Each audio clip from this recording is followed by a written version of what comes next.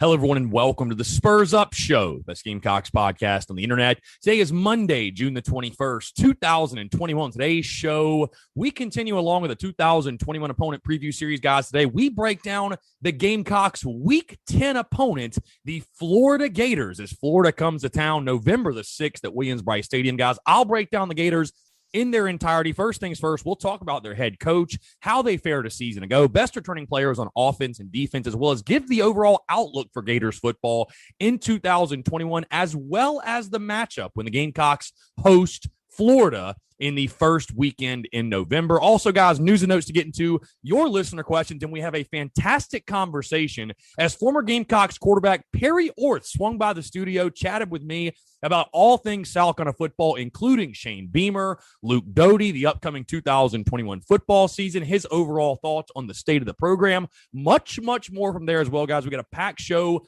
here on a Monday, and it's all brought to you by our friends over at Upstate Movers Group. Guys, Upstate Movers Group, superior moving service. They bring care and attention the companies can't offer because they're just too busy maintaining trucks and profiting off of them instead of focusing on service. Guys, service is what separates Upstate Movers Group from the competition. They're not a trucking company, they're a moving services company, and they're also employee-owned co-op. Their movers are paid twice the industry average, and everyone on the crew is invested in your success. They have dedicated professional crew members, and they also offer black glove service. They offer end-to-end packing services, custom crating and packaging special items, and cleaning services as well. They're founded by Greenville natives and University of South Carolina alumni, guys, so a Gamecock-owned small business. They also offer 20 years of project management moving experience, and they can offer logistics and solutions that traditional moving companies simply do not have the skills for. Guys, whether in the upstate or across the state of South Carolina, if you have any moving needs in 2021, be sure to check out our friends over at Upstate Movers Group. You can find them on social media at Upstate Movers Group. Or, of course, if you have any other questions, go to their website, upstatemoversgroup.com. That's upstatemoversgroup.com. Be sure to check them out and tell them Chris from the Spurs Up Show sent you. Let's get it.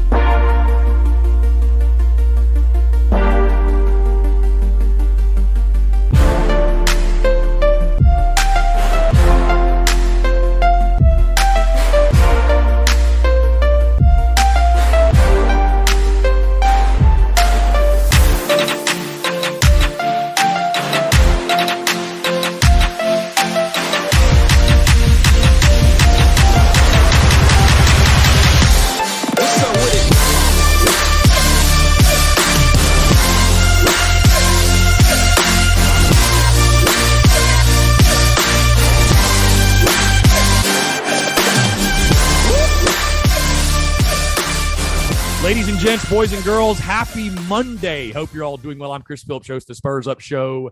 As always, appreciate you guys tuning in. Hope you all had a fantastic weekend. Hope you also had a very happy Father's Day as well. Of course, Father's Day yesterday. I want to wish you all a belated happy Father's Day to all of the fathers out there. Thank you all so much for what you do. By the time you guys are hearing the sound of my voice, I'm actually in town visiting with my father, my dad, my family for a couple of days. Does not mean anything different with content, though. We'll continue to roll on this week with the Daily Crow and the podcast, of course, and we're going to be doing our NCAA Dynasty simulations, all that good stuff. But obviously, wanted to spend some time with the family. But again, a happy belated Father's Day to all of the fathers out there. Again, guys, hope you got to spend some quality time with you and yours. Hope you got to hang out with the family, and hope you had a fantastic weekend as well. Again, appreciate you all tuning in wherever you might be, whatever you might be doing, whether you're on the commute, you're in the office, you're on the job, maybe you got the day off, whatever it may be. Again, I hope this finds you well, and I appreciate you all tuning in. Like I said, guys, quick content update. Things will roll on this week as normal. We've got the Daily Crow each and every single day this week. We've got the podcast dropping, of course, today and then Thursday, both including guest interviews. We've also got the NCAA Dynasty streams that will continue to roll on this week. Fingers crossed the Muschamp hackers leave us alone and let us do our thing this week in peace. But we're going to stream tonight, I think probably at 8 o'clock. Wednesday, we'll probably go live at 8 o'clock as well. And then we might go live Thursday as well. I'm not 110% sure yet, but be sure to stay tuned to that. Again, the NCAA Dynasty streams. We're having a blast with those guys. They're incredible. We're undefeated right now, just beat Georgia and Vanderbilt. We're having a really, really good time with us. Hey, it's preseason, right? And it's perfect prime preseason content, if you want. Again, I appreciate you all tuning in. It's so funny. I had a guy comment on Instagram. He was like, oh, man, this is the most pointless content you make. Like, why do you do this?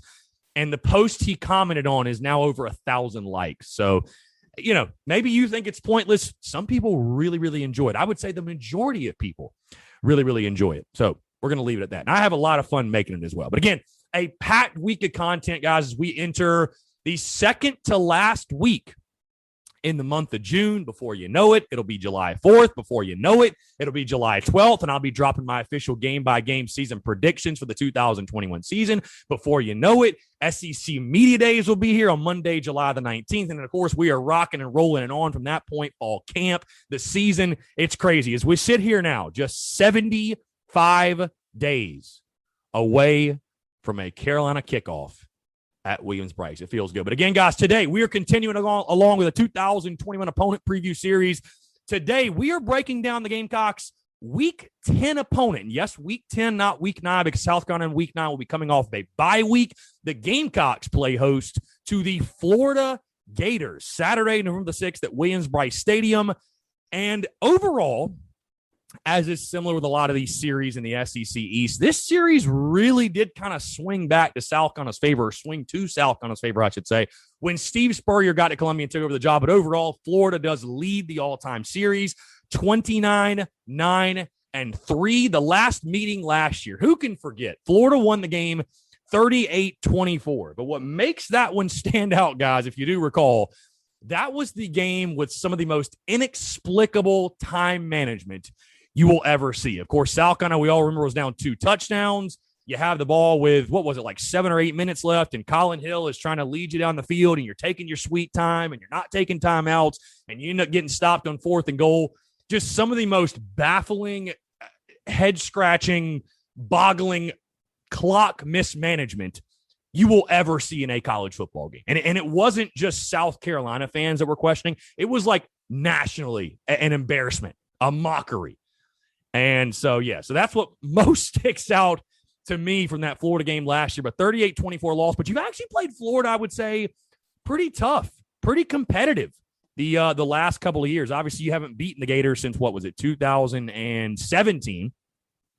We all remember that game, though. 2018, you had them on the ropes, blew that one in epic Muschamp fashion. Probably should have won that game. 2019, I remember I was at that one. They came to Williams-Brice in a rain-soaked game, and you were leading going into the fourth quarter. And then last year, even as bad as you were on the road, I would say you gave the Gators somewhat of a scare, and you played one of your best football games of the entire year, but of course losing by 2 touchdowns in that one. Looking at Florida last year, 8-4 overall, 8-2 in the SEC, and the SEC East champions of the 2020 season. And we'll dive into that more in just a second, guys. Let's move into Florida's head coach, Dan Mullen, because I tell you what, this is really interesting. Coming into his 4th season, he's 29-9 in his first 3 years in Gainesville.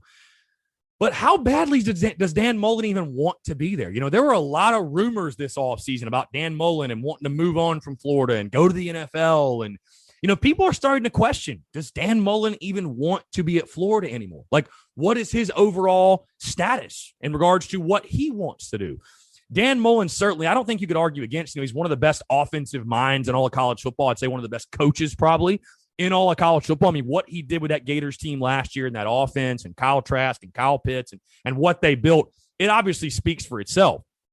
But I tell you, I think that not jumping too far ahead, but this 2021 season, this is a really interesting bridge type of year for Florida, because you finally break through last year. You beat Georgia. You win the SEC East.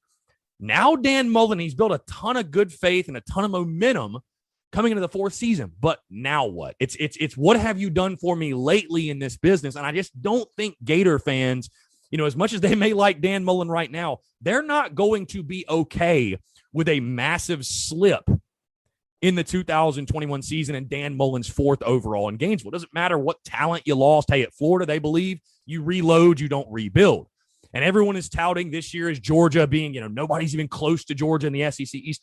That's not exactly what Gator fans want to be hearing. So what can Dan Mullen again do in his 4th season? Like I said, how badly does he even want to be in Gainesville? Do we see this being his last season at the University of Florida? It's a really interesting, really strange, honestly, Really strange dynamic there with Dan Mullen and what he's going through and the decisions he'll make for his future in the near future. All right, let's talk about how did they fare a season ago.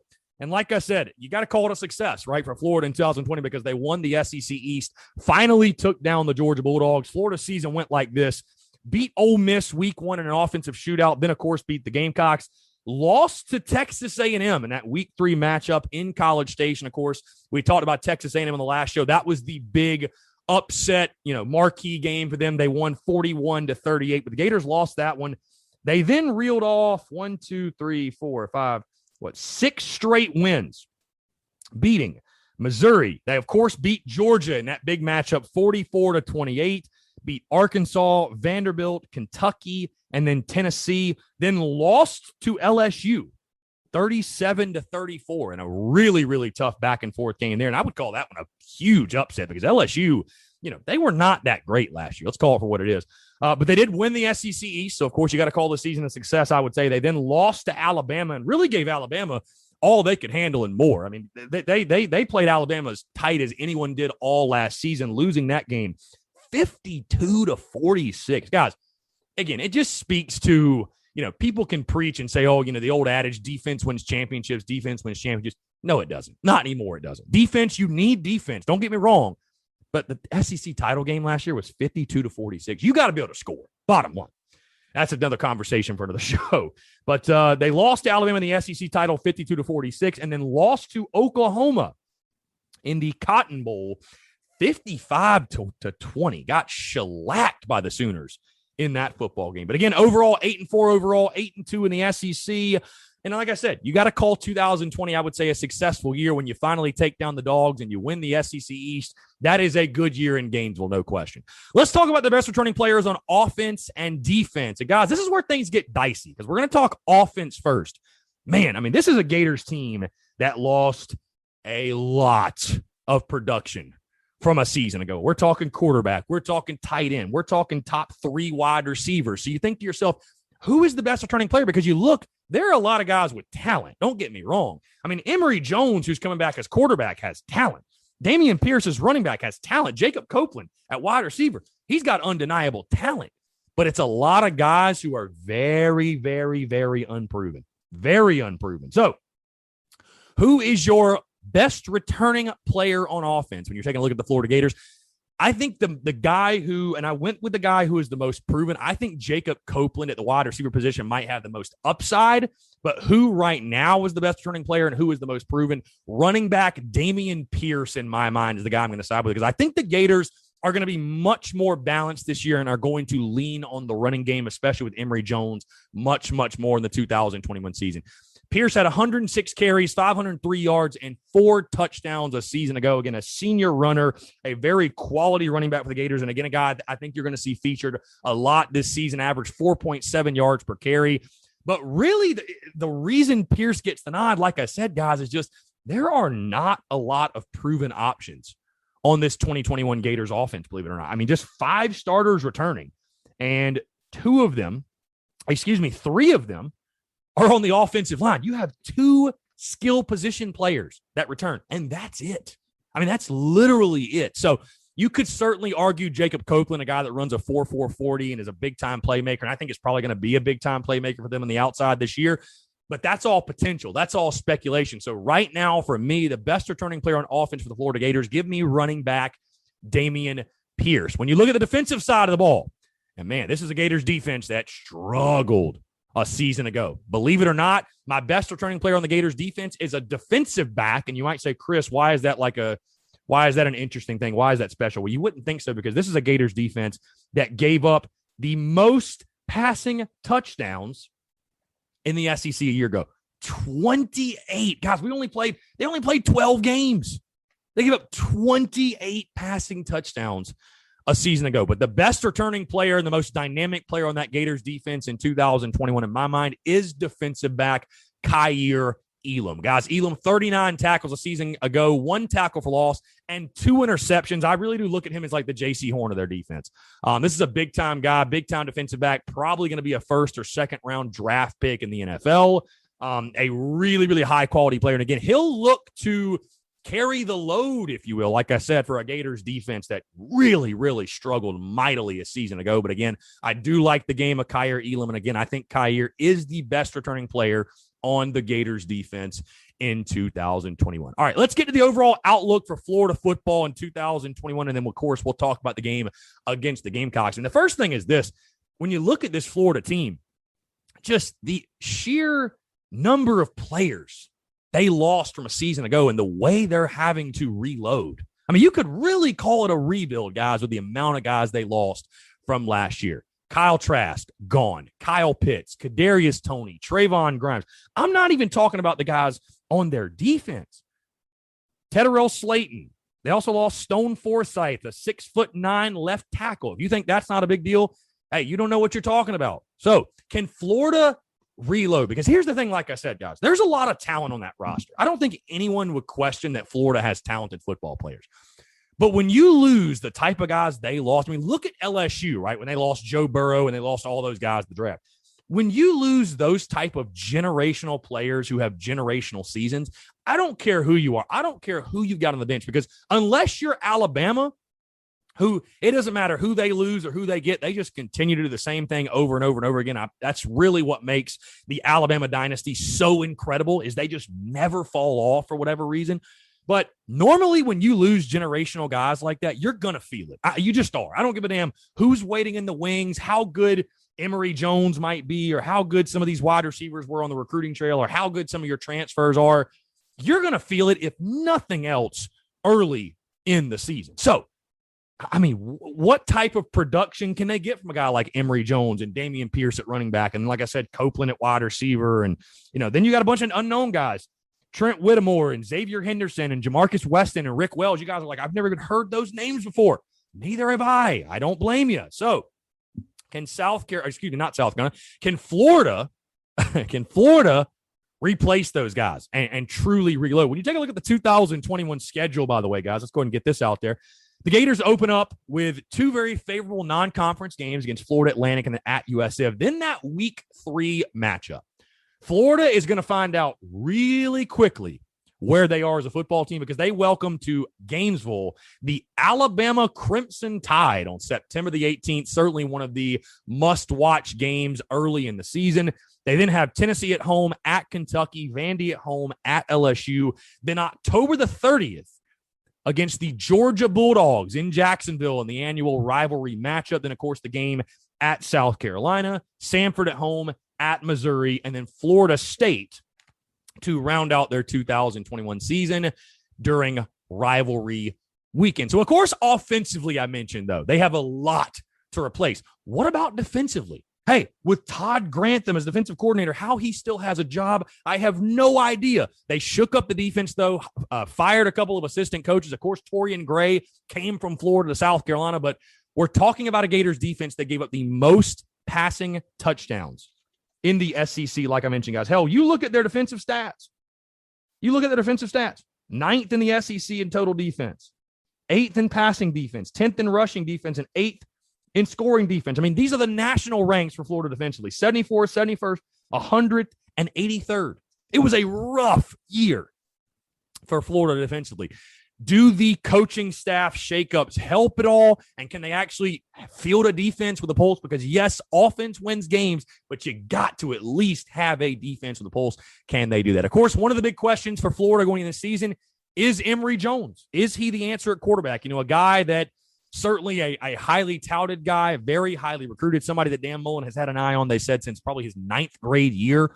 Somebody that Dan Mullen's been recruiting since he was at Mississippi State. So obviously Mullen is very, very high on Emory Jones, but these were Emory Jones stats from a year ago. 18 for 32, 221 yards, 2 TDs, and 2 interceptions. I mean, people talk about Luke Doty and how unproven Luke Doty is. Emory Jones is just as unproven as Luke Doty is at the quarterback position. So can Emory Jones even halfway fill the shoes that Kyle Trask left in Gainesville? And I think, of course, like I said, guys, this 2021 season, the question that Florida fans have, and everybody has, I think everybody agrees. I think everyone agrees that Georgia is the unanimous favorite to win the SEC East and maybe even the SEC championship. But does Florida pose any real threat to Georgia? Because if there's any team that's going to do so, it's going to be the Gators. They are in the best possible position. They have the most talent. I think it's Georgia. Then there's a gap. Then it's Florida. Then there's another big gap. And then it's everybody else. So do the Gators really pose a threat to Georgia in the SEC East? Now, let's talk about this game specifically with the Gamecocks, because this is one that I'm going to speak on and a lot of people are talking about. We're going to talk about this thing all preseason long because, boy, oh boy, what an interesting game it is. Again, the Week 10 matchup as South Carolina hosts the Florida Gators. What I have written down in my notes, and I'll say to you guys, is this. Is this an upset in the making for South Carolina? You know, no game on this schedule per se, you know, there's going to be games that I label as key games, and I might even say must win throughout the season, right? Hey, saying something's a must win is the most overused term in the history of the world, so I get it. But is there truly a game on this schedule that is a must win? I think that might be a little strong. But what you would like to see in year one of Shane Beamer is that signature win, that win that tells you, okay, they're making positive progress. This the trajectory of this program is on the up and up. They are heading in the right direction. And when you look at this game and where it falls on the schedule and the questions that Florida has as a football team, you know, guys, I look at this one. And again, we're going to know a lot more, by the way, about both of these football teams, especially South Carolina, when we get to this point in the season, right? They're going to be battle tested. We're going to know everything we need to know about this Gamecocks football team. But when you look at this game, man, it really does kind of set up like that Auburn game did a season ago, just in the sense where, you know, there are some games you feel like, you know what, the stars just sort of align.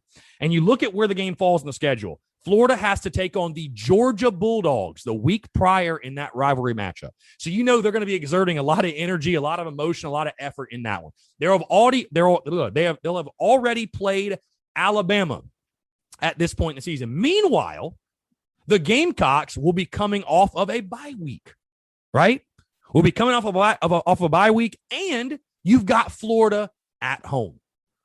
I think most certainly, again, without spoiling, because I'll lock this in a couple of weeks, but I don't think there's any question. This is the game that I think most have circled as the game that falls in the prime upset category for South Carolina football in 2021. And you've played them tough. You've played Florida competitive. Again, guys, like I said, it's not like a series like Texas A&M where they just seem to, for whatever reason, have your number and they beat you like a drum each and every single year. I mean, I even think back like 2015 when South Carolina was terrible. And, you know, the Gamecocks have found a way to have success. I think over the last decade, you've gone 5-5 against Florida. So it's been a really, really competitive series. Could this game serve as sort of that statement win for Shane Beamer in year one? Because it would be a statement win, no question. And again, it's hard not to look at it on the schedule. Being at home, coming off a bye, you'll be well rested. Florida's going to be beat up a little bit after that rivalry game against Georgia. And hey, are they sleeping on the Gamecocks a little bit? You know, after exerting the energy and emotion in a rivalry game like the one in the world's largest outdoor cocktail party, does Florida come in a little sluggish? Hey, this is almost a game I say, man, you wouldn't mind having this one at noon. Maybe you catch Florida napping a little bit. Maybe they're not taking the Gamecocks very seriously. And maybe you can get that statement win, that win that when you go out on the recruiting trail, you can hang your hat on this one. You take down Florida, you can hang your hat on that one.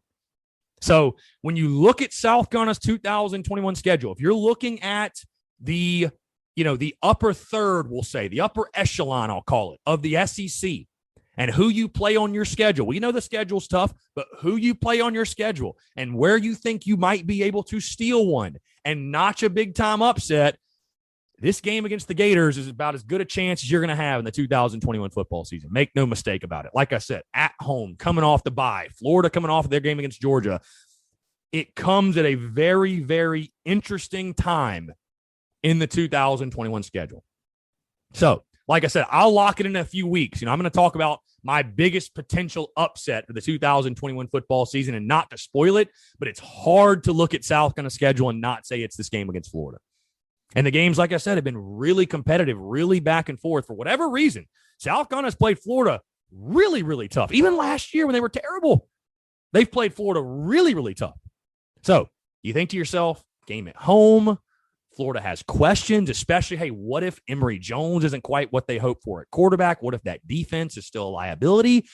I think the opportunity will be there. Most certainly the opportunity will be there. Hey, you're going to be an underdog, no question. But it feels a lot like that Auburn game a season ago, where it might be a situation where the stars just sort of align, and you're going to have a big-time opportunity to get that statement win in Shane Beamer's first season in Columbia. So, again, that's going to do it for my breakdown, guys. The Florida Gators in 2021 against South Carolina, Florida, November the 6th at Williams-Brice Stadium in Columbia, South Carolina. Should be a really, really good one. Hey, like I said, guys, maybe that will be the statement win that South Carolina will be looking for in Shane Beamer's first year as head coach. Should be a lot of fun. All right, let's get into news and notes and then your listener questions, and we will dive into our interview as well. First thing, really quickly, Lindy's preseason magazine. I was able to snag that on Friday, had some poolside reading material, if you will. I don't think I'm going to do like a full Lindy's preseason magazine breakdown like I did with Athlon. A lot of it is repeated material, I feel like. A lot of it is. A lot of it's very, very repetitive. But they did release a preseason all-SEC team. The Gamecocks had 5 players named to said team. 4 guys on the second team. Running back Kevin Harris, tight end Nick Muse, offensive lineman Dylan Wanham, and defensive lineman J.J. Enigbare. Also on the third team, defensive lineman Zach Pickens. So those are your Gamecocks on the Lindy's preseason all-SEC team. Also, guys, more accolades rolling in for Carolina slugger Wes Clark, as Wes was named to the Baseball America third team All-American team. So congratulations to Wes Clark on that honor. Also, by the way, Will Sanders playing for Team USA, the USA Collegiate National Team playing this summer. Congratulations to Will. Really, really good stuff. As Gamecocks baseball, we're entering that point.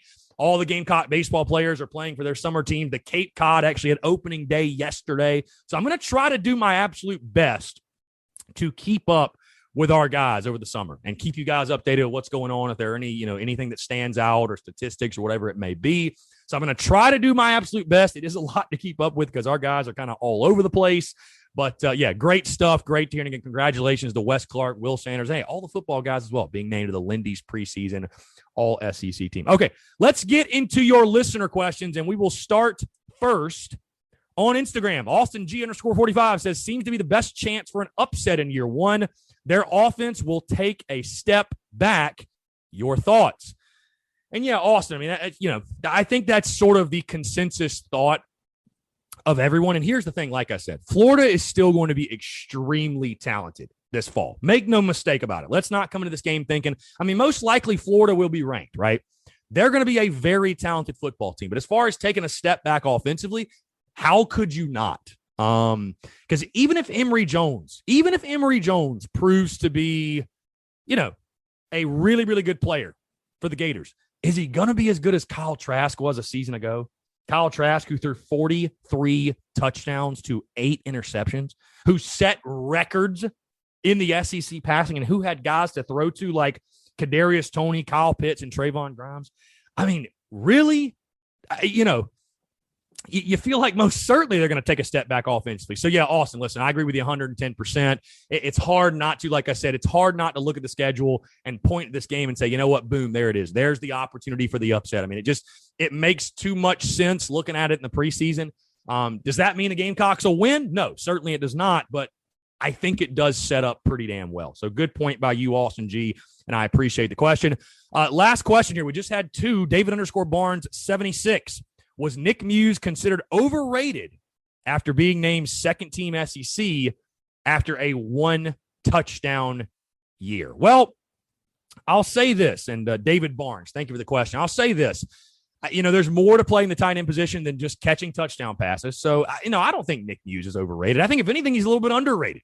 And I think, if anything, he was a little bit underused last year. But I don't think that'll be the case this year. We're going to use the tight end early and often. Nick Muse is going to have his opportunities, and I would be shocked if Nick Muse doesn't finish with more than 1 touchdown on the 2021 football season. He might have more than 1 touchdown in the first game of the year. So, was he overrated? Now, I'm not going to say Nick Muse is overrated. I think he's a really solid player, a good tight end for us. Was he perfect last year? No, but I thought you saw him really come on late in the season, especially what he did against the better competition like Georgia, that game he had That was really big time. So, no, I wouldn't say one of our guys was overrated by any stretch. So, but again, guys, appreciate the questions. Thank you so much for tuning in. Now, sit back, relax, enjoy, guys.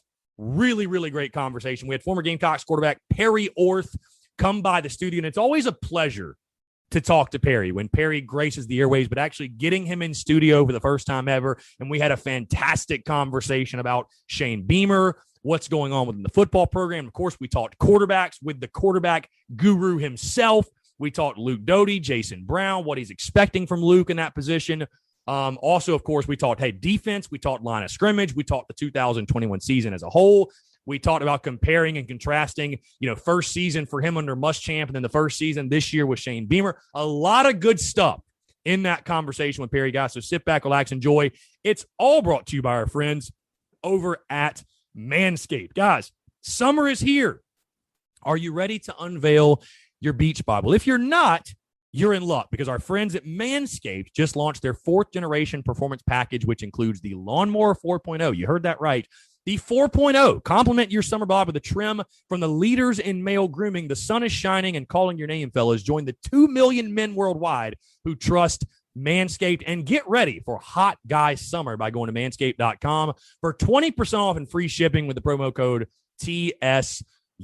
Of course, guys, we've all been there, right? We're manscaping, we cut ourselves, we nick ourselves, it's bleeding, it hurts. It's just no bueno. Leave that in the past, guys. It's time to bundle up with the Manscaped Performance Package 4.0. Inside this package, you'll find their Lawnmower 4.0 trimmer, weed whacker, ear and nose hair trimmer, crop preserver ball deodorant, crop reviver toner, performance boxer briefs, and a travel bag to hold all of your goodies. Guys, first off, the new Performance Package 4.0 includes the Lawnmower 4.0. This trimmer is insane.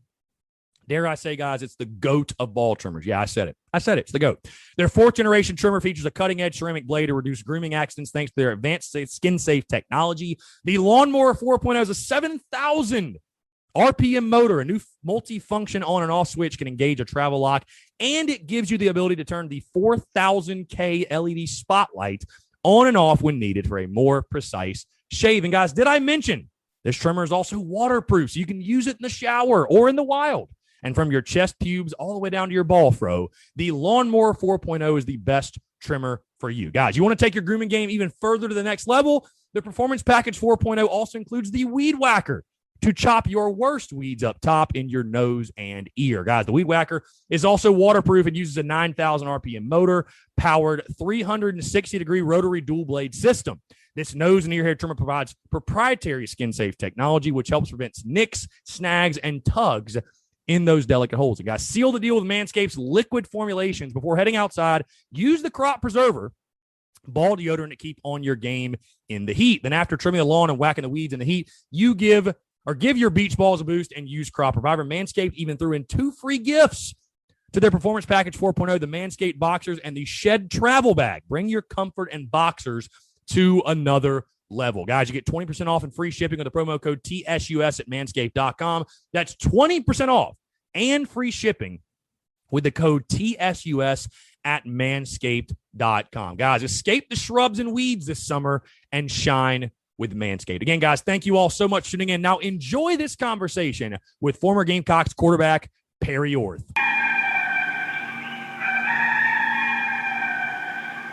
All right, joining us today on the Spurs Up Show once again, friend of the show, former Gamecocks quarterback, signal caller.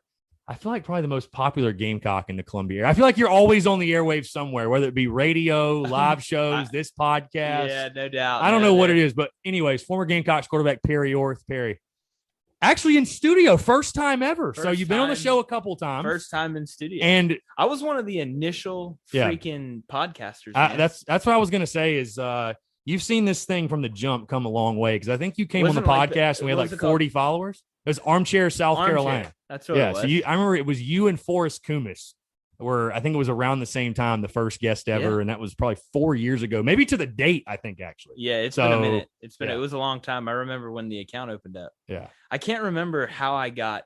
I think you may have just followed me. And, I think I just DM'd you. Just shot the shot. DMs. You just finished up playing. I'm like, why not? Let's just get into it. But like I told you, man, obviously the hot topic right now is Beamer and the upcoming 2021 season. But I do want to talk about your career just a little bit, because it's so interesting. Again, you get there in 2013, things are rolling under Coach Spurrier and everything, but your story really got highly publicized into 14, beginning of 15, and of course, when you took over the starting job. But I'm just curious, being a D1 athlete and also working a part-time job at Publix, like you and Kurt Warner have something in common. Yeah, not many can say that. But like, what was that like? Because I mean, I was a D2 athlete, and for everybody listening that's athletes, that people know, like, it's legitimately a full-time job without working a job. Yeah. Like, how did you manage that? Well, I would work. It was in the spring, so it was Tuesday and Thursday. I would work from like 4:30 to 10, just to make some extra money. My parents weren't going to give me like golf money and eat out money, right? So they were like, "Hey, you're on your own, pal." And so that was before I was on scholarship, so I had no choice. It just made it work out. Basically all my classes were mid-morning, and then, you know, for all the athletes that have played, you know, you get to choose your schedule. So all my classes were from basically 9 to 1, right? So there were a lot of times where in the spring, you know, you work out in the morning, you have the afternoons off after class. And so I had some time, and then, you know, you work, you know, a Saturday or a Sunday here or there. But yeah, no, it was definitely crazy. I think what's even crazier thinking back that I played, it was not that I played, it was, I went from walking on the team in January of 2013 to 2014 was the backup quarterback behind Dylan. Like, it was like a weekly rotation between, it was either going to be me or Connor Mitch was going to back up Dylan that week. And it was like, whoever had a better Thursday or Friday practice was going to be the backup. And I remember we were playing, oh my gosh, I don't remember the team we were playing, maybe Missouri or Kentucky or something like that. And it was Thursday after, or the Thursday practice the week of the game. And I get done with like the 2-minute drill that we used to do every Thursday. And all the guys that played for Spurrier know exactly what I'm talking about. And I had a really good period. We went right down the field and scored. And he goes, "All right, Perry, yeah, you're going to be the backup this week."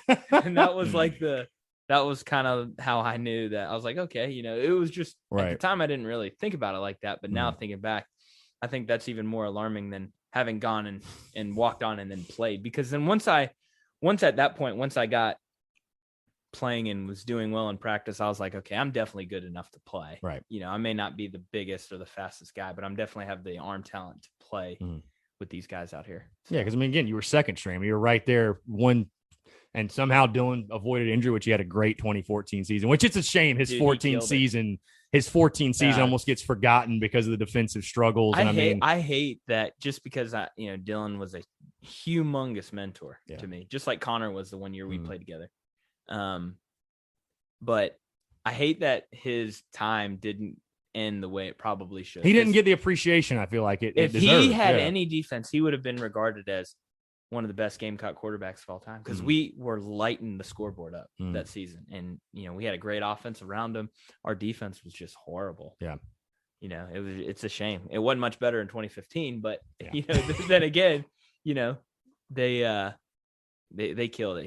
He was awesome for sure. But no, it was definitely a crazy time. It's crazy. What's even crazier is that it was freaking 5 years ago already. Yeah. I mean, time is flying by, man. I am as washed up as they come, dude. No, you can't be too washed up coaching the guy. I know you're still spinning it out there.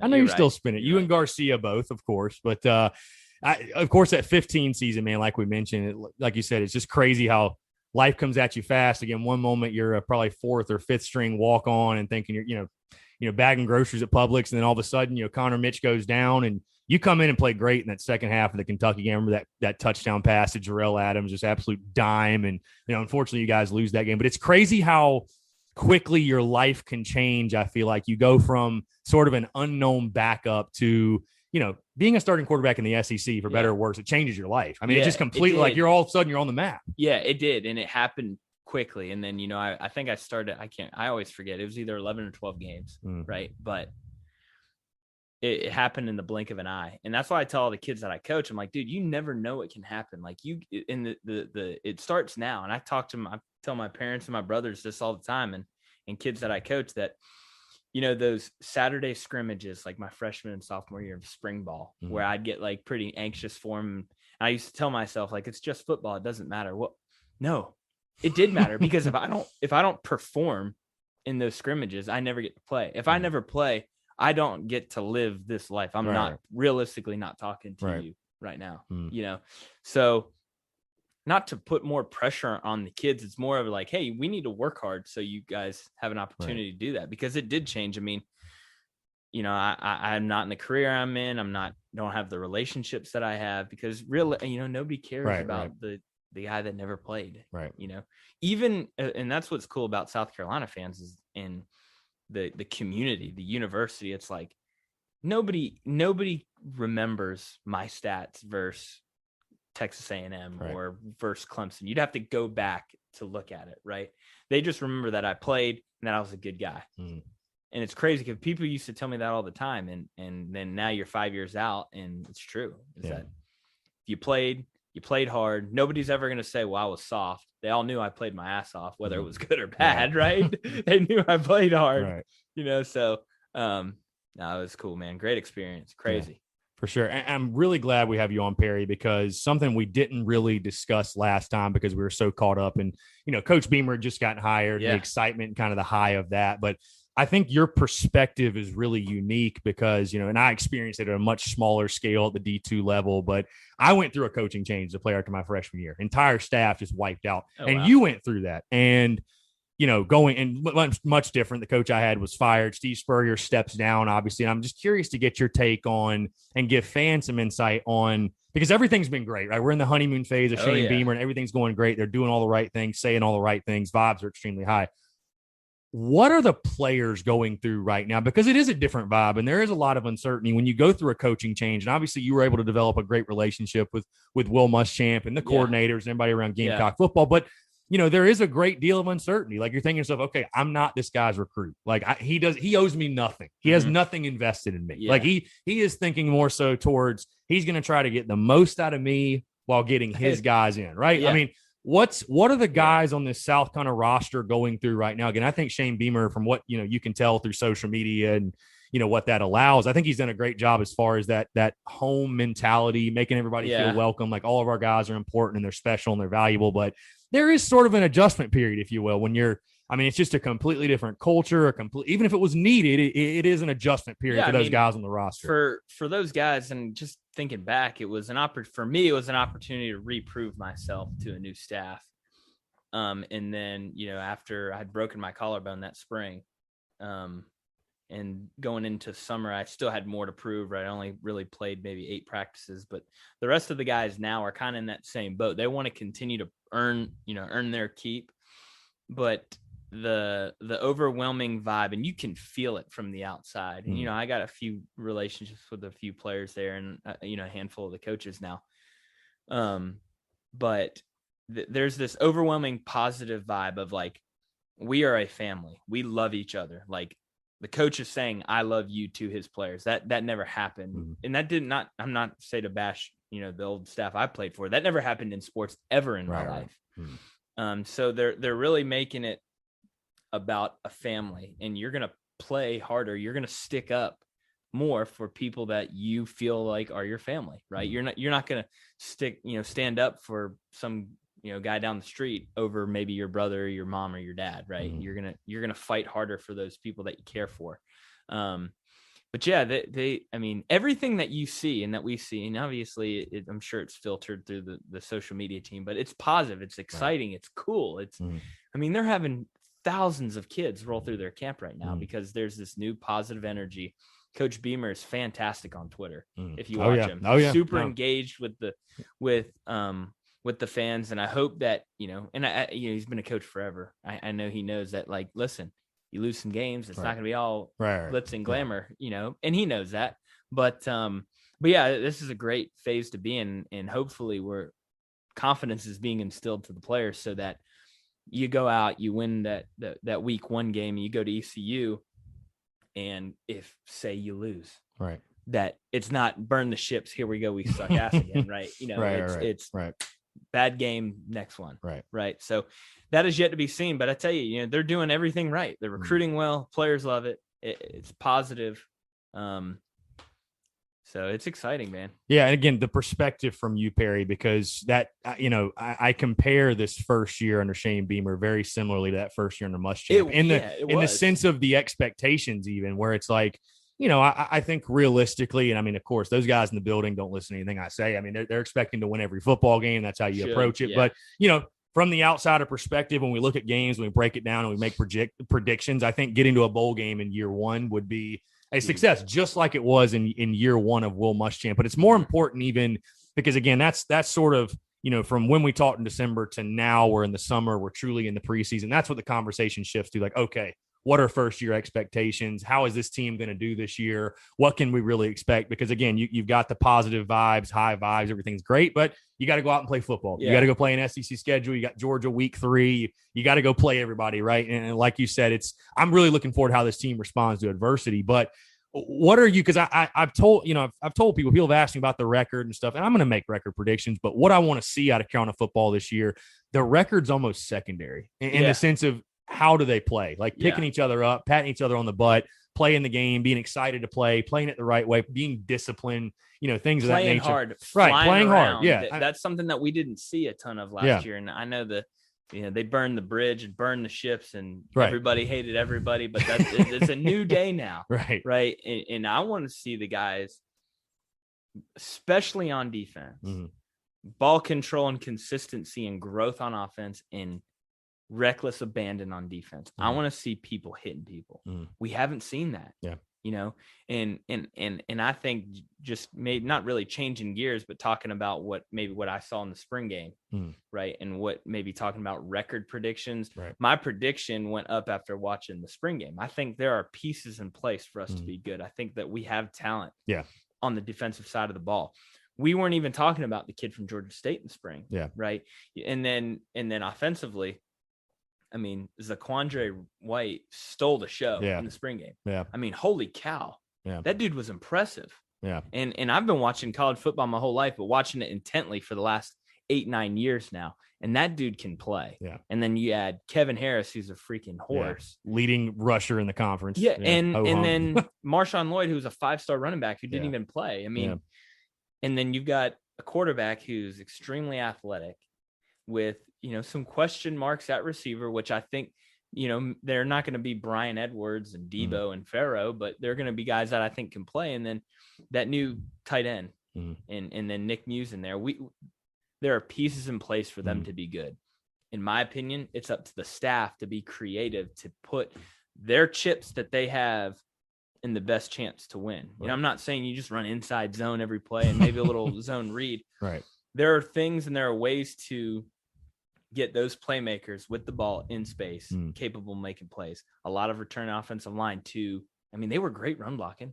They couldn't pass protect worth crap, and listen, we also couldn't get open or catch. There are a lot of things we couldn't do. There were a lot of things that struggled, right? But but when it's a new day, and I'm telling you, when I didn't realize it when I was playing, now I'm on my 5th year of whether it's training or coaching, being in some type of an outside of playing role in football.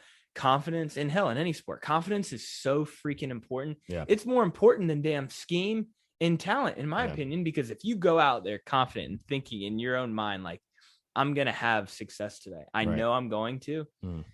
Dude, I'm telling you, you go, it's like going to play golf. If you go up there and you're like, oh my God, I'm going to shank this. It's all mental. It's all mental. Yeah. And so what I'm seeing this coaching staff instilling confidence into these guys, just constant positive reinforcement, telling them that they are good enough and they are going to make plays and we are going to win games and we're going to win games we're not supposed to. We're going to win games we're not supposed to and lose. They don't even say lose. They just, we're going to win games. And it should make everybody excited. And I'm not going to sit here and be the hype guy that we're going to go 12-0, but I think that we're going to shock a few people and we're going to play better than we expect. Yeah. And I think that's a trait you saw, because of course Shane Beamer was on Steve Spurrier's staff, and people have talked about his time when he was there, under Coach Spurrier, and I thought that was a character trait you saw under Coach Spurrier coaching, even the 15 team. And I know Coach Spurrier wasn't coaching the last game, but even before that, it's we always seem to rise to the occasion. Yeah, and it's like I cited this off air just before we got going.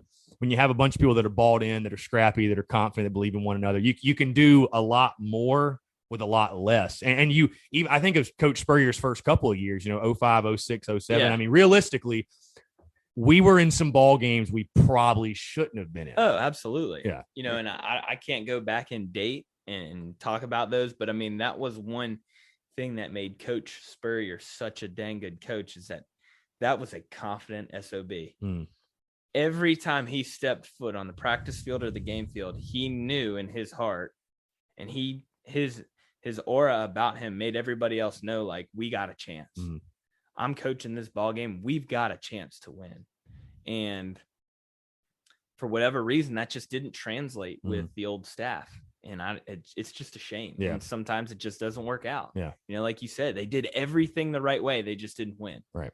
So hopefully with Coach Beamer, we do everything the right way and win. But that's yet to be determined. Right, for sure. And one thing, because, of course, we're going to talk a lot about offense because you're an offensive guy, of course, played quarterback. But you mentioned the receivers and the questions there. I want to start there because I'll never forget something you said. I think the first conversation we ever had, and you were talking about the differences between 2013 and I think to 15 when you played. And you were saying that, in 15, we had a bunch of guys, and no disrespect to those guys, but you said, we had a bunch of guys looking around saying, okay, who's going to make the play?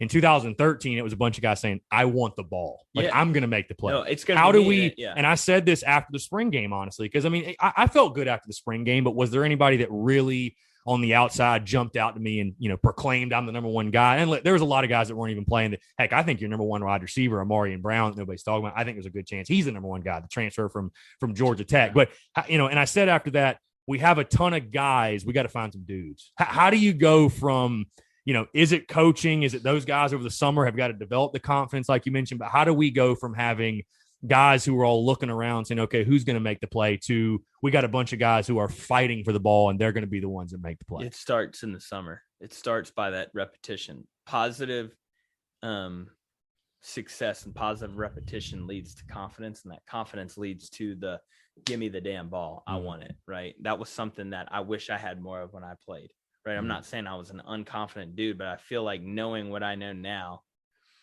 as a coach and looking back, those guys need to, they need to throw routes. They need to see the ball in the hand, right? They need to have success in practice, right? They had a couple of decent plays in the spring game. That's going to build confidence. You need to continue to grow in that area. And then it's got to come from the coaches. The coaching staff is constantly negative and constantly, oh, you got to do this, that, and the other, instead of, hey, you're doing a great job. Here are some things that we can tweak.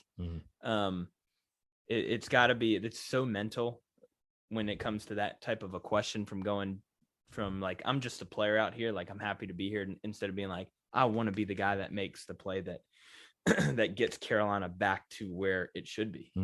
For sure. Now, Marcus Satterfield, new Gamecocks OC, because we could talk running backs. I think we all know what to expect from Kevin Harris and the type of force he's going to be. And I think, Marshawn Lloyd, expect him to come back 100%. You mentioned Quan White, Rashad Amos, a guy I thought ran it well last year in limited time, and how much that can obviously help Luke Doty or Jason Brown, whoever QB1 is. It's going to be, that impact's going to be felt. But Marcus Satterfield, how much do you know about him again offensively? And then Shane Beamer, I don't think it's any secret those guys, Coach Beamer's going to want to do some things, maybe not this year just because of personnel, but I think at some point he's going to want to do something pretty similar to what he did at Oklahoma and under Lincoln. And that, I thought it was honestly refreshing to hear when he said after the spring game, we got to get better explosive plays. We got to have more explosive plays. I think he understands, the days of, that mantra of, defense wins championships. That's all fine and dandy, but it just feels like in today's football, the rules are geared to offenses. And, if you don't have the capability at least to score 40,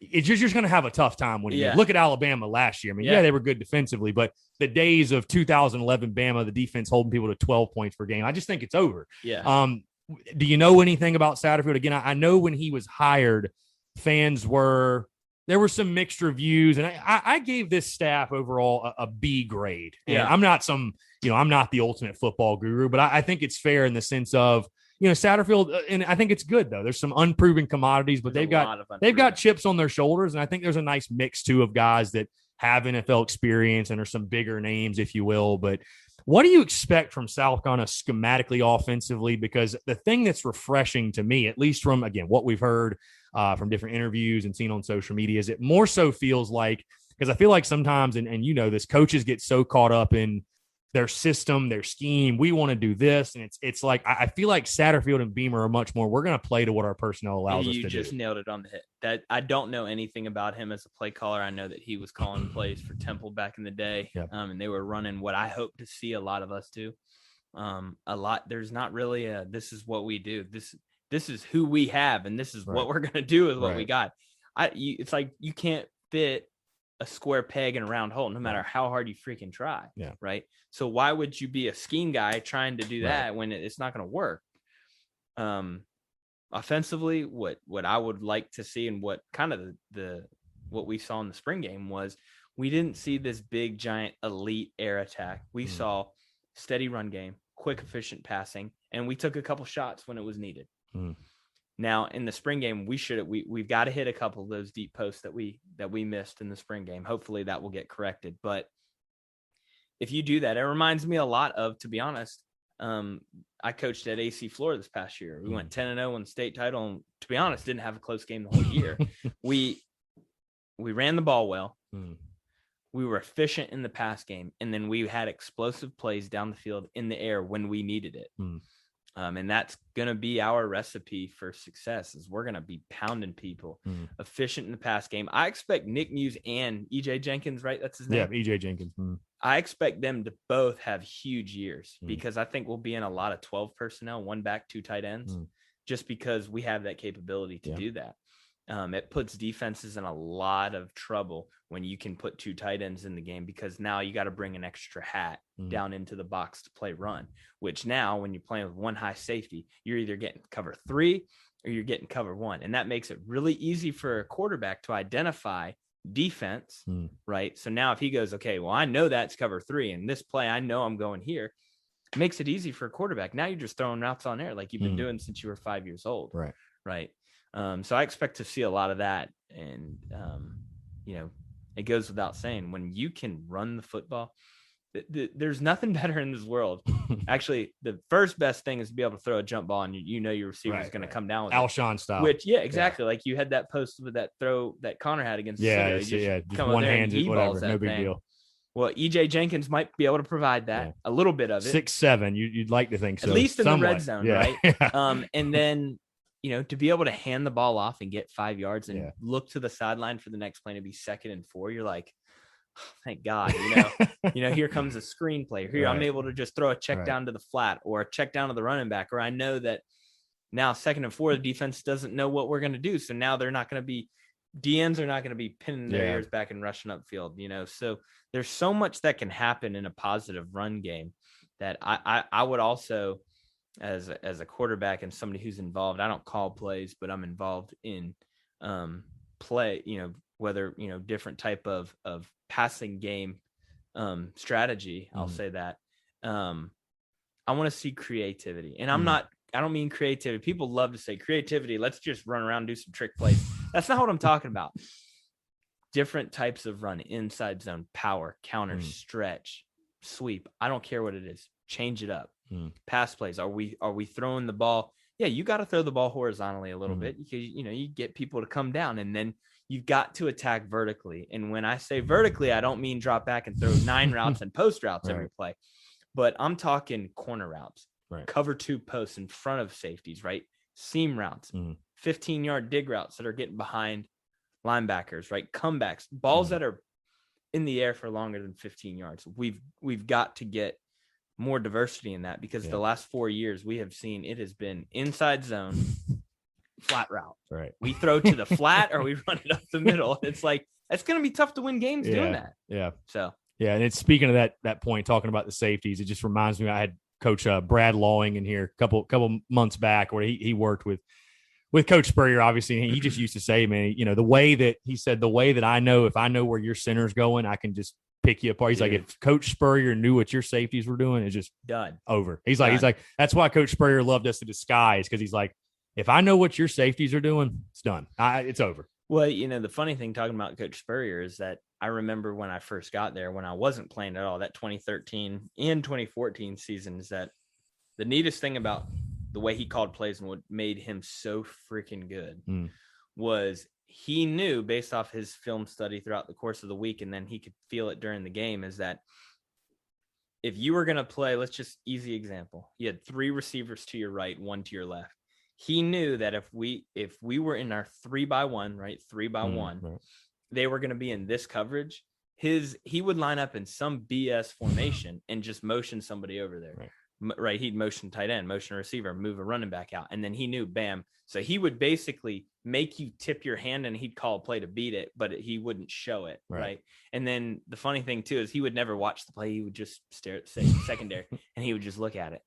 And so if the ball wasn't hit, like wasn't caught where he was looking, he'd lose his marbles, even if it was a touchdown. Like, cause then he'd have to regather his thoughts and be like, oh, okay, we scored. You know, what happened? Why wasn't it to where I was looking? You better be where you're supposed to be when that ball gets there. Let me tell you, you better be. Sure. You better be if you want to have any kind of personal confidence or anything, because he will cut you down faster than you could blink. Well, of course, again, Perry, you're talking quarterbacks, and that's the most fun thing for fans and everybody talk that. That's the man of the hour, of course. And hey, I mean, it's for good reason. If and I've said this many times on the show in the preseason, if you don't have a quarterback, you don't have a chance. I mean, that's how, and especially now, I feel like football is so like quarterback focused. You've truly got to have that guy at all levels. But Luke Doty obviously named QB1 after spring ball, which I'll be honest, I was a little surprised. I thought maybe they'd let the thing drag out a bit, but on the other side, I do see why it's good to name a leader and have somebody the guys can rally around and look towards. But you were at the spring game. I'll ask you a broad overview first, then we'll lock in on Luke Doty. Just what you saw from the quarterback position overall, because again, there's as much, and I know we all feel good about Luke, but there's as much uncertainty about that position as there is of any, just because, Luke Doty's only played in 3 games or so. Jason Brown's brand new. Connor Jordan, Colton Gauthier. I mean, it feels like it's a brand new quarterback room. I mean, just from what you saw overall from the guys, things you like to see improve, just from all 4 of the guys competing for the job. Yeah, I think with Luke, let's start with him. I mean, he's going to be the starting quarterback game 1. Yeah. Works hard, great attitude, throws a good ball. People talk about his arm strength. He's young. He'll get there, right? And that's, I'm sure you've seen my posts about that. And that's, to me, that's like the worst narrative surrounding Luke Doty, is that he can't throw the football. And I mean, is he the most elite passer on the roster? I'm not saying that, but, and I mean, again, I'm kind of getting ahead of, I guess, the points I wanted to get to, but I feel like in talking about personnel and what our strengths are going to be and what we're going to want to do offensively, I feel like there's probably not a guy, with no disrespect to anybody else, there's not a guy that fits it better than the skill set Luke Doty brings. Again, you don't need to be, let's call it for what it is. We don't have 5 Alshon Jeffries on the outside. Like, we're going to have to be a bit creative and keep defenses on their toes and make a defense account for the 11th guy. I think at a school like, and really just in college football in general, but you look at schools like Alabama and Clemson and some others where they've recruited 5-star talent across the board at offensive line, running back, wide receiver. They're good enough to play 10 on 11 football. And it's like, we just know our guy's going to win the matchup. He's just better than you. At most other schools, probably 95%. Like you said, you got to get a bit creative and you got to make defenses account for the quarterback, and even for the elites too. I mean, Ohio State, and you got to have that quarterback that when the play breaks down.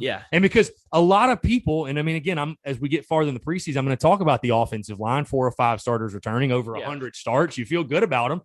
And I feel like they're catching a lot of the heat for last year for those gaudy sack numbers, which they're bad. But when you don't have a quarterback that can get out of the pocket and can extend a play, and the defensive coordinator and the D-line all know that, you're just not giving yourself much of a chance. It's tough. You're fighting a fight with, especially when you get behind the sticks, which we did a lot last year. You're basically shooting yourself in the foot from the jump. Right. So, and if you have a quarterback that can't move, you got to be really, really good about protecting them. And like you said, it's just not feasible in today's game. You've got to be able to defenses are too athletic. They just in this conference, the front 4 are way too athletic for you to stand back there and be a statue. Even you could run a little bit, a tiny bit. You gotta be able to everybody move. Gives the Texas A&M game. Everybody brings up the 60-yard rush. You got to be able to move, right? And it's not so much about straight speed. It's just being somewhat elusive. I mean, there are very few times that I ever remember being in a pocket and getting crushed. Right now, whether I got sacked or not, that's a different story. But you got to be able to move, and I think with Luke, he brings that ability, that escapability to the pocket that we're going to need. 4.40. I mean, we don't have that elite receiver to, oh, shoot. Yeah. Here comes the ball, right? We got to make a play. And, with the arm strength thing, guys, and everybody listening, this dude is a rising sophomore. Yeah. He is 19. Relax. Didn't even play quarterback the whole year last year. So he's 19. Relax. Give him another full summer. Yeah. I guarantee you his arm strength will be better in the fall than it was in the spring. I will bet my bottom dollar on it because he's still maturing and growing. He's 19 years old. And then for you to base this upcoming fall based off of what you saw in 3 games and for what he was thrown into an absolute dumpster fire. Yeah. I mean, that was the worst situation of all time, of one of the worst of all time I've ever seen a young quarterback be put into. I mean, a team, literally half the team did not want to play. Even they had games left on the schedule and they were like, nah. Yeah. I mean, I remember I think they traveled like 45 to Kentucky or something like that. Something crazy. I'm not talking about the guys that left for the draft, like kids that were like, I'm done.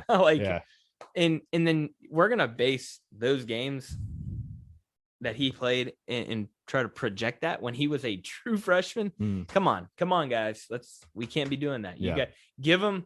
I will say this, since he's had all offseason as QB1, give him 6 games. Now, if he can't figure it out after 6, then we may need to go in a different direction. But they as the coaches should not put him in that situation to struggle. They shouldn't put him in a 35 pass a game. You got to win us the ball game kind of a situation. Yeah. And defense has got to help too. I mean, that's the funny thing before our next point that I actually, quarterbacks get judged off of wins and losses, but it's ridiculous that they do if you think about it, right? Look at guys like Dan Marino. Dude was an unfreaking best quarterbacks of all time. Yeah. And never won a Super Bowl. Well, if you don't have a good defense, I don't give a dang how good you are on offense, right? If you don't have people to block for you, I mean, there are a lot of good quarterbacks that never won any games or did anything of any super significance. You got to have you're ultimately a point guard. Even if you're a dual threat guy, you are a point guard. If you don't have a guy that can shoot the ball right or make a play, it's going to be tough. For sure. I want to move to with Doty because again, you're a guy that you've taken over and you've seen again how much your life changes when you go from being you're just in the QB battle to all of a sudden. And I talked to Tommy Beecher about this. Yeah. You are the dude. Like you are QB1 and beyond X's. I mean, Luke Doty's been playing football his whole life. So, I mean, it's X's and O's. It's football. Like you take that first lick, like, okay, we're playing a football game, whatever. All those butterflies are gone. You've been in that position. What would you tell Luke Doty? What would be your piece of advice? Just in the sense of like, okay, last year, you took over as a starter, but people maybe kind of checked out again. Like you said, it was a dumpster fire those last 3 games. Now you're the guy. Like you're going to come back to campus this fall. We're going to be 100%. Students are back. The buzz is through the roof. Willie B is going to be shaking for that first game and throughout the season. Outside of the football field, all the external pressures and the social media. I got one for you now. What would the advice delete social media. Luke, hopefully you're not listening because you've already deleted this, but delete it. I'm telling you, it's terrible because yes, you're not going to listen to everyone's like, I don't listen to them. They're nobody. They're sitting in their mom's basement. It's impossible though, but it's impossible. You hear it, you see it, people talk about it. They tell you, your friends joke about it and you read it. And next thing you know, you're sitting in class and you're like, I wonder what people have said. Yeah. Listen, I've done it. The people before me. I remember you telling me that, like, you were like, it was in game, like subconsciously making decisions based off like, what will Twitter think? Well, maybe not so much what Twitter will think, but I don't want to screw this up because of what the backlash that will come. Right. Should I take this shot down the field? There he is. Right. No, I'll be more hesitant, or I'm not going to get out there and fully cut loose like I should because we're humans. And then you think back now at 28 years old, I would have been like, that guy, right? I'd find his address and slap him upside his head, kind of a thing. But at 22 years old, 21 years old, you're trying to figure it all out. And it gets into your head because if you don't have that distraction, playing this position is already hard enough. Right. You've already got to watch film. I mean, I don't know if he's got a girlfriend or not, but then you got people from home, you got kids on campus, you got everybody wants a piece of you. Right. If you can cut out the social media side of it and re-upload it in the off season, right? Do that, because it will change your career, because you won't have those subconscious, I don't want to screw up, because it sucks reading crappy, shitty comments about yourself, right? Whether it's from, your quarterback coach, or whether it's from Joe Blow down the street, right. On Kentucky Street, right? You don't want to hear that. And that would be the biggest thing. If you get rid of that, it's just playing football. Yeah. But when you have all the outside noise and all the BS, it can cloud your thoughts big time, because like you said, you get out there and you're playing. Yeah, it's cool. You look and there's that G, or there's the Alabama A or the numbers on the helmet. And you're playing these, you get hit and it's like, oh my gosh, I'm playing Creekside High School, right? Or I'm playing X, Y, and Z Pop Warner team. It's just football, right? Whether it's Myles Garrett at the left end, or it's, your next door neighbor who ended up playing at the separate, the other rec league than you. It's all really the same. Obviously the really good ones, maybe not so much, but you get the point I'm trying to make. Right. I forget, you did play against Garrett, right? And it was Garrett and Kyler Murray were on that team. Yeah. Was that the scariest guy you went up against? No, he wasn't, Myles because Garrett? he wasn't a big, he didn't talk a ton of trash. We jokingly asked him. I remember we were talking about this with a couple of my linemen when I played. For some reason, we thought it would be funny that at some point in the game, if I could ask Myles Garrett if he brought the jelly. I don't know why at that time we thought that was so funny. Just randomly. And it was like a TV timeout. Right. And I asked him, I was like, hey, Myles, did you bring the jelly? And I'm pretty sure he told me to like F off or something. Of course.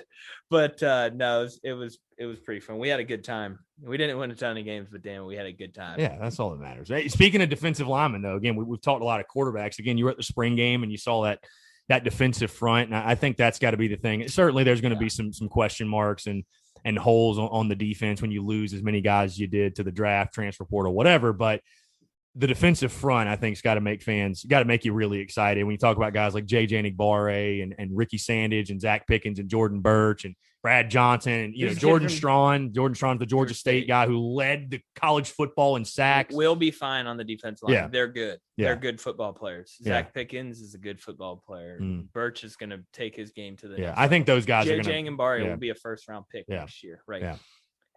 We need help in the secondary. I don't believe that they will be as bad as you think. Yeah. People are like, oh my gosh, we lost the first round pick. Izzy left.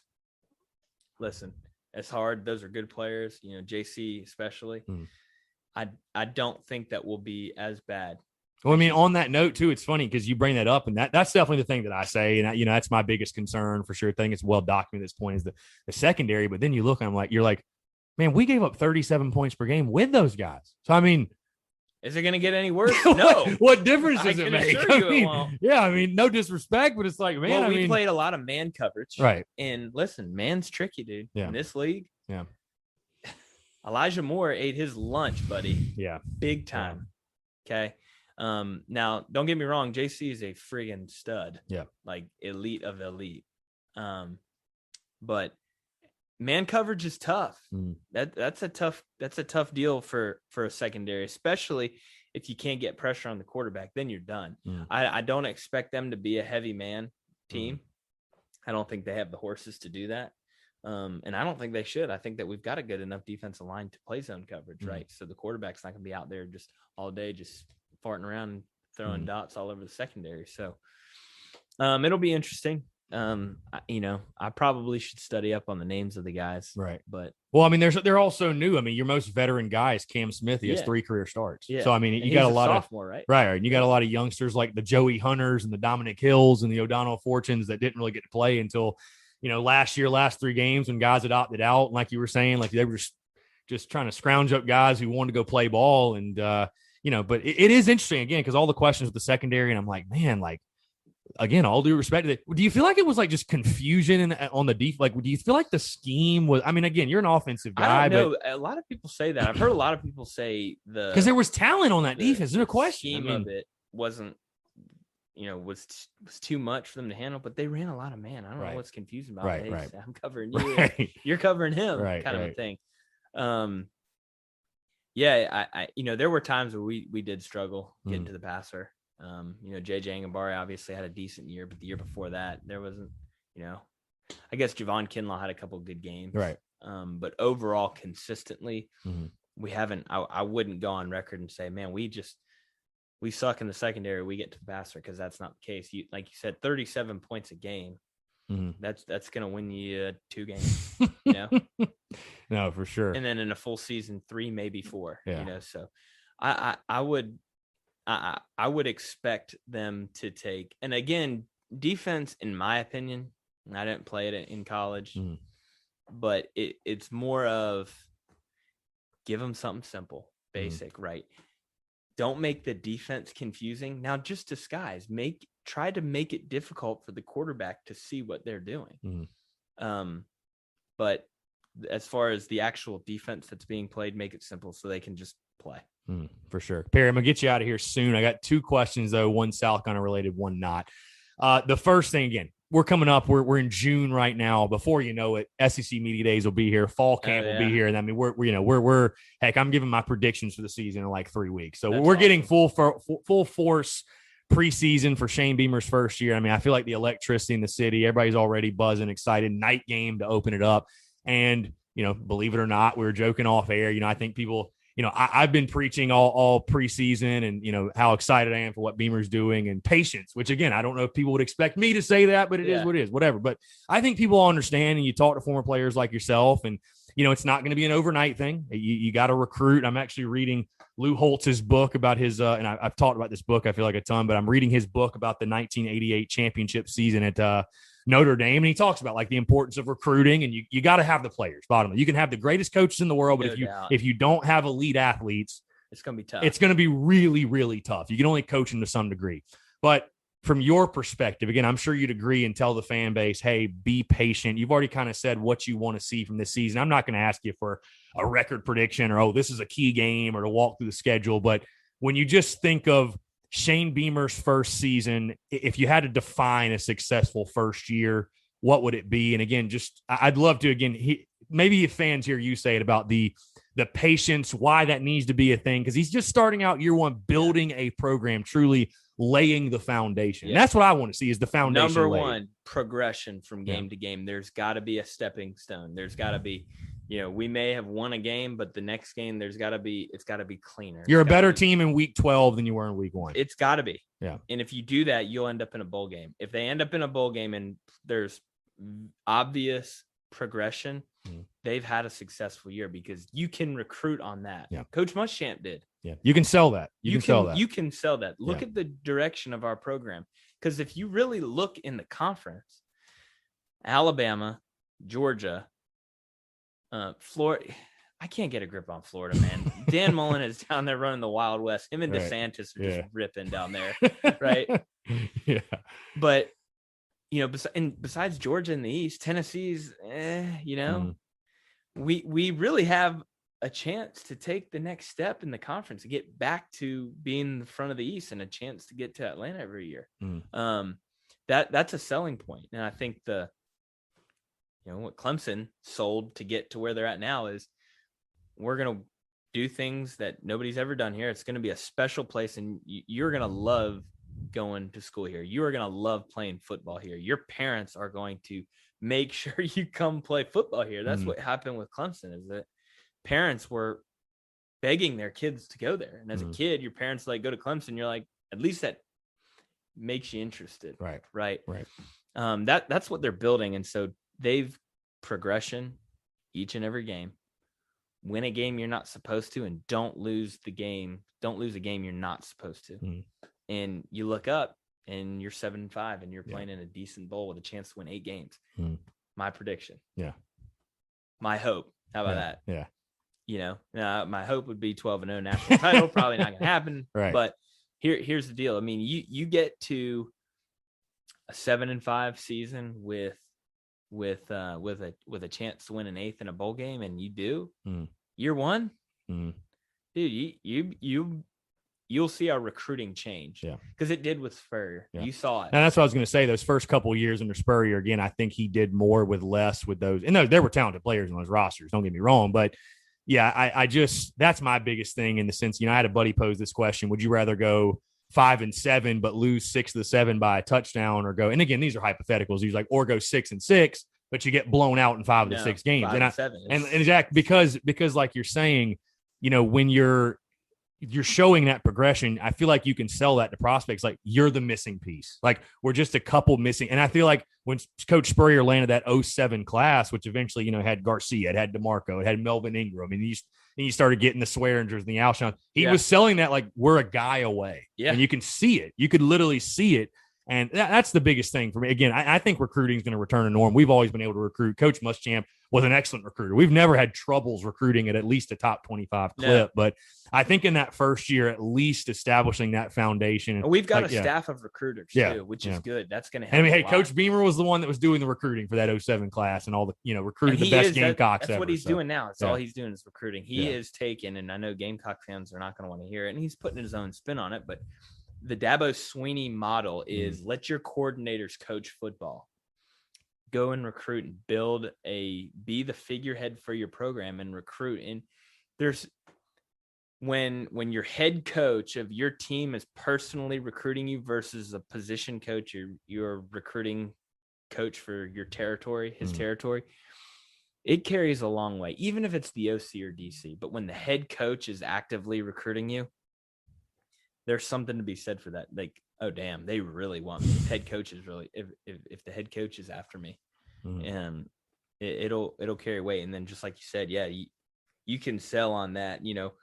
We say this year we go 5-7, but man, let me tell you, we give Clemson hell. Right. We give them all they can handle. We give Georgia all they can handle. Florida, you're not really laying and getting crushed by anybody, right? Because then you can see it, because week 12 will be here against Clemson.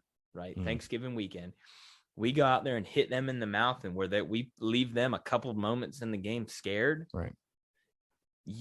Then you'll feel the tide turn. But right. Since they beat us in 2014, I guess my year, we gave them some hell a little bit, but since then they have just pecker slapped us. Yeah. And it's brutal to admit, because that their foot is on our neck right now. If we can at least get off of that and stand back up to them, that's when kids will notice that. Kids will notice it. Kids love our facility. The facilities are incredible. The atmosphere here is literally second to none. I've been at a lot of different places. It's incredible. So when there's progression there, kids have a chance to play early. Great facilities, great atmosphere. Kids are going to come play here. For sure.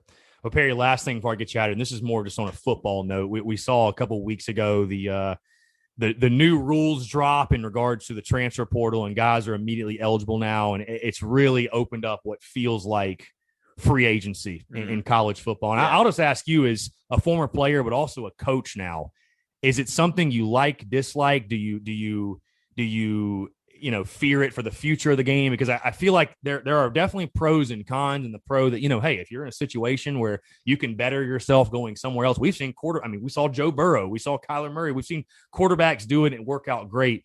But I'm sure as a coach, you probably feel like call it for what it is. It's giving people a way out if they get beat out or they run into adversity. I see stuff all the time on social media of kids like announcing I'm transferring high schools. Like, it's like the wackiest thing. Like what, as a former player and a coach now and a fan of the game, like, what do you think about the whole like transfer portal idea and this feeling of free agency in college football? Yeah, it's not cool. It takes away from, like, I came to play football at South Carolina. I didn't come here to play to come here and then transfer to, UAB, right? I came here to play. Like the Dylan Thompsons, that's no more. No, guys are not going to wait their turn like that. No, they're not. And eventually you're going to have an opportunity. I promise you, whether you're here at Clemson, at Wake Forest, North Carolina, Georgia, you're eventually going to have an opportunity to play, and you have to just be ready for it. And I know plenty of people that have played 1 year have gotten a shot in the NFL, and whether they're a starter, if you're going to start in the NFL, you'll play and you'll start in college because you're an elite athlete. But in college, I don't like it. It's interesting.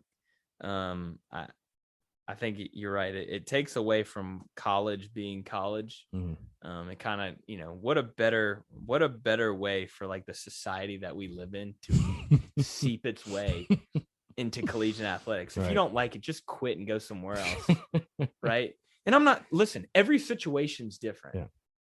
Everyone is, but I saw a great little picture going around on social media. It was like third string quarterback getting to the transfer portal, and there's 3,000 kids in the transfer portal. I saw that as well. Yeah. Trying to figure it out and make their way. And that right there, that explains it perfectly. It's like, that's great. You can go to the transfer portal. Where are you going to go, pal?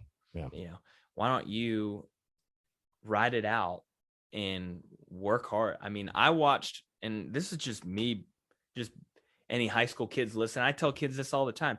I watched myself in 6-month period change as an athlete because I was like, I'm going to lose weight. I'm going to get in proper shape. I'm going to eat right. I'm going to do what I'm supposed to do to get myself physically ready to play.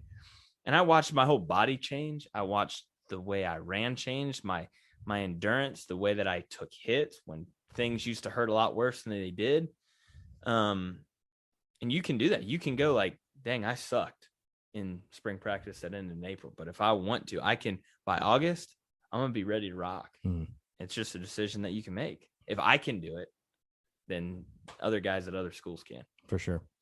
Perry, it's been a pleasure. Last thing real quick, Orthquake, Orthgasm, or other, what your favorite nickname you had?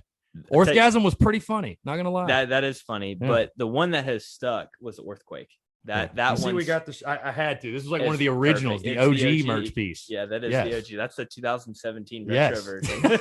Yes, but the Orthquake has definitely stuck. The Orthquake for whatever reason. I think people are uncomfortable saying orthgasm. Yeah, probably. Like, hey, it's the orthgasm. Yeah. You know, like kind of how I just butchered it and it comes out wrong. Yeah, exactly. Yeah, no, but the Orthquake, that one's stuck for whatever reason. For sure. Well, again, Perry, I appreciate it, man. Like I said, I know we'll be having conversations leading up to the season, and you know, as we talk now, 81 days, man, it'll be here before you know it. I mean, the preseason just flies by, and again, like I said, we'll be watching SEC Media Days, and fall camp will be here. When, I mean, you know, fall camp just boom. When Media Day gets here, it's football season. Yeah, I mean, that's it. That's the unofficial start of the college football season. No doubt. For sure. SEC Media Days. When the guys get on the plane to go to Hoover, it's time. Yes, exactly. Again, he's Perry Orth. I'm Chris Phillips. Guys, we appreciate you all tuning in. We'll catch you next time on an episode of the Spurs Up Show.